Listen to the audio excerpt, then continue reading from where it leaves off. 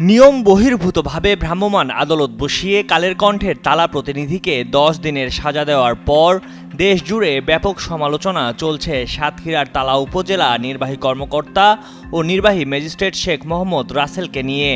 জানা গেছে, রাসেল নিষিদ্ধ ঘোষিত সংগঠন ছাত্রলীগের জাহাঙ্গীরনগর বিশ্ববিদ্যালয় শাখার সক্রিয় কর্মী ছিলেন। রাসেল আওয়ামী লীগ ও মুক্তিযোদ্ধা কোটায় ৩৫তম বিসিএসে প্রশাসন ক্যাডারে চাকরি পান, যদিও তিনি ৩১তম বিসিএসে শিক্ষা ক্যাডারে যোগদান করেছিলেন।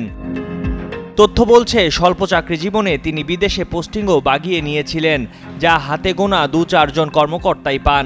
শুধু তাই নয়, অন্তর্বর্তী সরকার দায়িত্ব নেওয়ার পর তিনি ভুল পাল্টে ঠিকই বাগিয়ে নিয়েছেন ইউএনও পদটিও। টানা সপ্তমবারের মতো বেস্ট টিস্যু পেপার ব্র্যান্ড হিসেবে স্বীকৃতি পেয়েছে বসুন্ধরা টিস্যু। সূত্র জানায়, জাহাঙ্গীরনগর বিশ্ববিদ্যালয়ের ইংরেজির ৩৩তম ব্যাচের শিক্ষার্থী শেখ মোহাম্মদ রাসেল।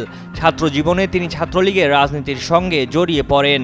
জাহাঙ্গীরনগর বিশ্ববিদ্যালয়ে তার আগে ও পরের ব্যাচের শিক্ষার্থীরা সবাই তার রাজনৈতিক পরিচয় সম্পর্কে ওয়াকিবহাল। তার সবচেয়ে ঘনিষ্ঠ বন্ধু ছিলেন তার সময়ের জাহাঙ্গীরনগর বিশ্ববিদ্যালয় ছাত্রলীগের সাধারণ সম্পাদক। তাদের দহরম মহরম ছিল সবার চোখে পড়ার মতো।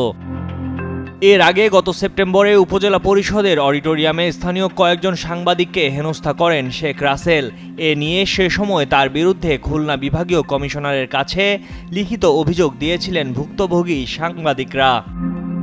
জানা গেছে, উপজেলা নির্বাহী প্রকৌশলীর কার্যালয় ছাড়াও ভূমি অফিসে ইউএনওর আছে একচ্ছত্র আধিপত্য। এখানে ঘুষের রেট নির্ধারণ করে রেখেছেন তিনি। নামজারি, নাম সংশোধন সহ ভূমি সংক্রান্ত যে কোনো সমস্যা সমাধানে গরিবের পকেট কাটা হয় এখানে। এই পকেট কেটে নেওয়ার বড় অংশ রুট অনুযায়ী ভূমি অফিসের সার্ভেয়ার মিরাজ হোসেন, বড়বাবু আব্দুল হাই ও নাজির তপন কুমারের হাত ঘুরে চলে যায় ইউএনওর পকেটে। উপজেলার ১২টি ইউনিয়ন ভূমি অফিস থেকেও আলাদাভাবে আসে ঘুষ, তা যায় শেখ মোহাম্মদ রাসেলের কাছে। নগরঘাটা গ্রামের নুরুল ইসলাম বলেন, নাম জারি করতে ৮,০০০ টাকা দিয়েছেন তিনি। ঘুষ ছাড়া কোনো কাজ হয় না। আগে এসল্যান্ড অফিসে দিতে হতো ৩-৪ হাজার টাকা। তবে ইউএনও রাসেল অভিযোগ অস্বীকার করেছেন। ময়ূখ ইসলাম, কালের কণ্ঠ ডেস্ক।